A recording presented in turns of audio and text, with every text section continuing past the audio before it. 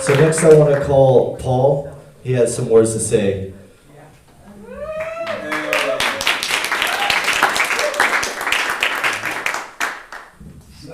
So Reb is a 16-year-old XR activist. I'm a 60-year-old XR activist. But I was going to read this letter, but I'm not going to read the whole letter. But I wrote a letter to the guy who owns the bank that I work for. He's a billionaire. And he's not the worst billionaire in the world. He really isn't. If there's a good billionaire, I guess he's that guy.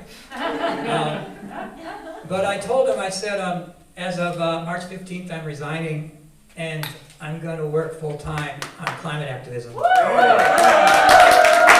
it felt like I was coming out of the closet. I came out of the closet in the 80s. That was a hard time, come out of the closet. Back then, you could get evicted, lose your job, all sorts of things could happen to you for being out of the closet.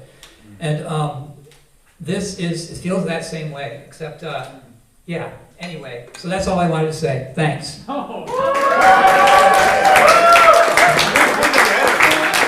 Yeah, well, I wouldn't even read that letter.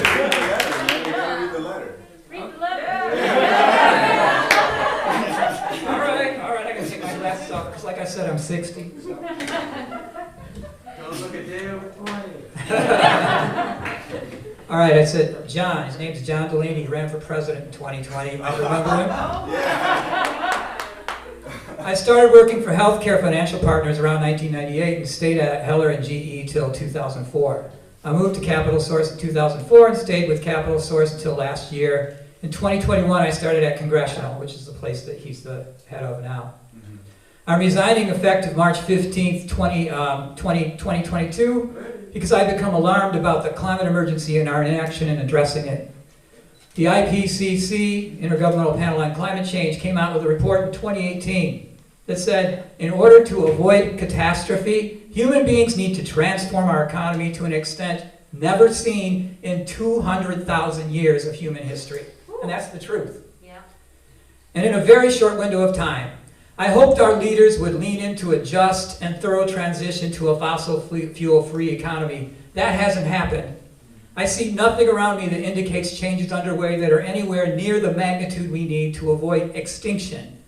Extinction, people.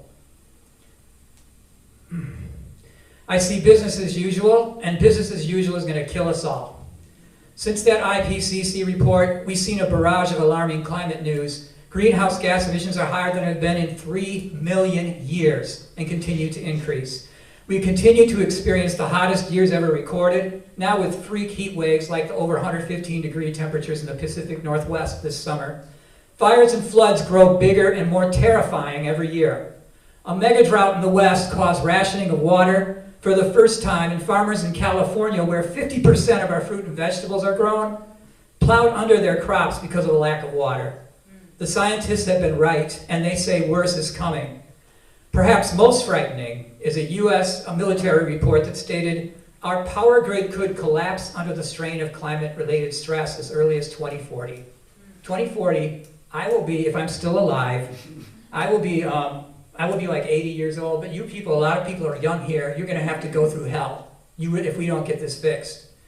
Scientists and others have begun to talk about societal collapse where the rule of law is no longer in force. Yet we continue to do nothing, or at least nothing that moves the needle away from catastrophe. Our leaders' inaction on the climate emergency is appalling, irresponsible, and before this is all said and done, may perhaps be considered criminal. Until recently, my idea of participation in our democracy consisted of voting, making some political contributions, marches, and a little canvassing during election years. So I've not been a professional agitator by any means, and I do not really enjoy it. But I do want to sleep at night, and I want to die knowing I did the right thing. That's why I'm resigning, to devote the rest of my life to mobilizing hopefully millions of Americans to take to the streets in nonviolent civil disobedience against the incompetence of our current leaders. I believe our chances of avoiding catastrophe are slim. It's probably too late, and I do believe that. But mass disruptive nonviolent protests are the only hope we have. So that was